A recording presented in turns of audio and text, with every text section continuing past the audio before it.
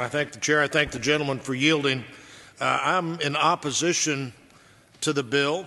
It goes without saying that the authors of our nation's founding document understood better than most that freedom to practice one's religion represented one of the most fundamental, most inalienable rights bestowed on us. It was, after all, the reason that many came to America, the reason that many fought to found America, and the founders made sure to include the free exercise of religion among the first rights they included in the Constitution.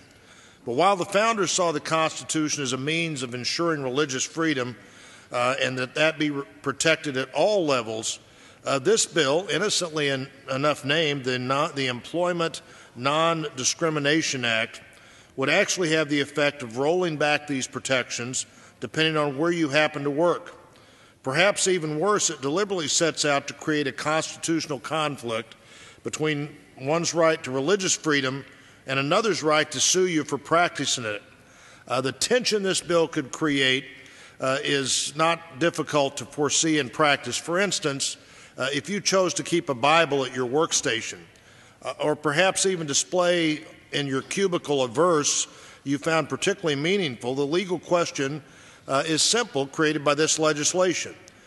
Can one or more of your coworkers, seeing that passage, seeing that Bible, understanding there are passages there about homosexuality, bring suit against you and your employer on the grounds that mere presence of religious symbols constitutes a, quote, hostile workplace in which they're then forced to work?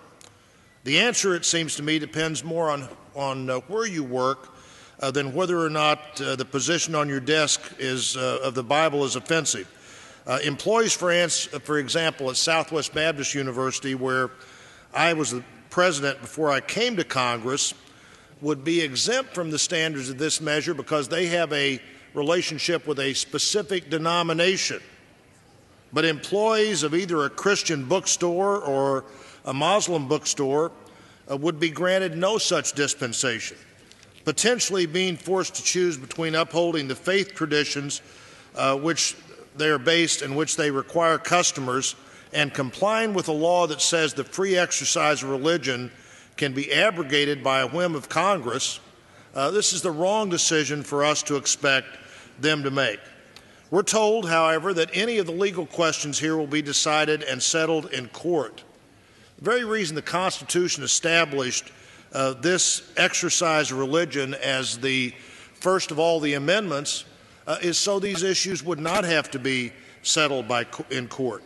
There's really no reason here to create a new protected class of all the protected freedoms, the freedom of religion. The inevitable upshot of pitting two classes of people against each other, one protected by the Constitution, the other by Congress, is litigation and lots of it. We don't need to create more reasons for litigation in the country. We don't need to create differences from court jurisdiction to court jurisdiction. We need to go back and look at this issue again. We need to defeat this bill today. I urge my colleagues to vote no. I yield back.